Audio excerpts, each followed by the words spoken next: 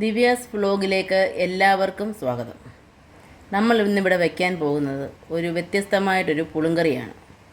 അതിന് വേണ്ട സാധനങ്ങൾ: ഒരു 5 ചെറിയ ഉള്ളി, 4 പച്ചമുളക്. നമ്മൾ ഈ ചെറിയ ഉള്ളിയും പച്ചമുളകും ഒന്ന് അരിഞ്ഞു വയ്ക്കാം.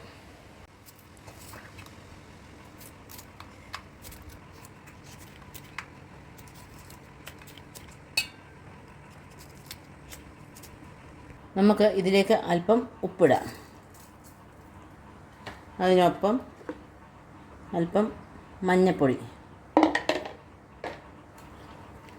ഇനിയും കുറച്ച് പുളി കൂടെ നമുക്കിതിൻ്റെ കൂടെ ചേർക്കാം. പിഴിഞ്ഞ് പുളി നമുക്കിതിനകത്തോട്ട് ചേർക്കാം.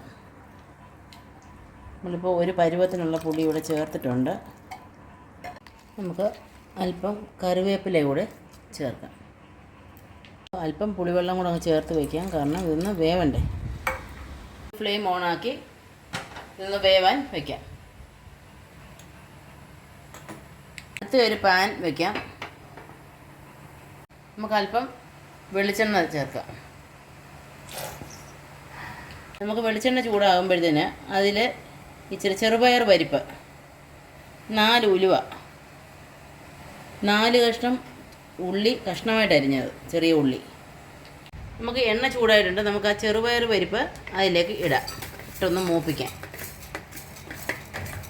അതിനൊപ്പം ഉലുവയും ഇടാം.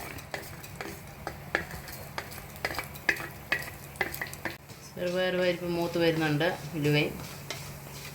ഇനി നമുക്ക് അരിഞ്ഞ് വെച്ചിരിക്കുന്ന ചെറിയ ഉള്ളി ഇടാം. ചെറിയ ഉള്ളി ഇട്ട് മൂപ്പിക്കാം.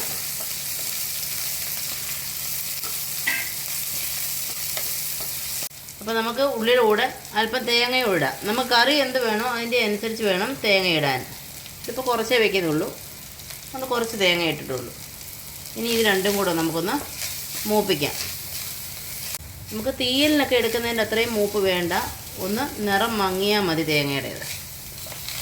തേങ്ങ ഇത്രയും മൂത്താൽ മതി. അര സ്പൂൺ കുരുമുളക് പൊടി, നല്ല ഒരു സ്പൂൺ മല്ലിപ്പൊടി, 2 സ്പൂൺ മുളക് പൊടി. നമുക്ക് നല്ലവണ്ണം ഇതൊന്ന് മൂപ്പിച്ചെടുക്കാം, ഇതിൻ്റെ പച്ച ചുവ മാറുന്നവരെ. നമുക്കൊരു ജാറിലിട്ട് ഇതൊന്ന് അരച്ചെടുക്കാം. ഈ ഒരു ജ്യൂസ് വേണം അരച്ചെടുക്കാൻ. നമുക്ക് നമ്മുടെ പുളിയെല്ലാം തിളച്ചിട്ടുണ്ട്, അതിലേക്ക് അരപ്പൊഴിക്കാം. മിക്സിയുടെ ജാറൂടെ നമുക്ക് കഴുകി ഒഴിക്കാം. നമുക്ക് അല്പം കായം ചേർക്കാം. എൻ്റെ പൊടി ഇത് കട്ടയായതാണ്, കുഴപ്പമില്ല. ഇതിങ്ങനെ ഇത്രയും ഒരു കഷ്ണം ചേർക്കാം.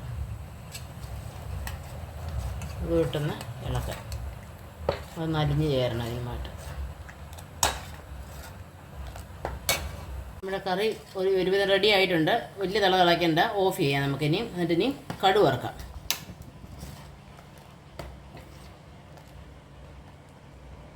അപ്പോൾ നമ്മൾ കടുക് വറുക്കാനുള്ളതെല്ലാം മൂപ്പിച്ചിട്ടുണ്ട്. ഞാനിച്ചിരി ചെറിയ ഉള്ളിയും പച്ചമുളകും ഇട്ടാണ് കടുക് വറുത്ത് വയ്ക്കുന്നത്, കാരണം അതിനൊരു പ്രത്യേക ടേസ്റ്റാണ്. അപ്പോൾ നമ്മുടെ അടിപൊളി പുളിങ്കറി റെഡി ആയിട്ടുണ്ട്. അപ്പോൾ നമ്മുടെ തേങ്ങ വറുത്തരച്ചുള്ള പുളിങ്കറി റെഡി ആയിട്ടുണ്ട്. എല്ലാവർക്കും എൻ്റെ വീഡിയോ ഇഷ്ടപ്പെട്ടെന്ന് വിശ്വസിക്കുന്നു. എല്ലാവരും ഒന്ന് ട്രൈ ചെയ്ത് നോക്കുക, ഫീഡ്ബാക്കുകൾ അറിയിക്കുക. അപ്പോൾ എൻ്റെ വേറൊരു വെറൈറ്റി ഡിഷുമായിട്ട് വരുന്നവരേക്കും എല്ലാവർക്കും നന്ദി, നമസ്കാരം. സബ്സ്ക്രൈബ് ചെയ്യാൻ മറക്കല്ലേ.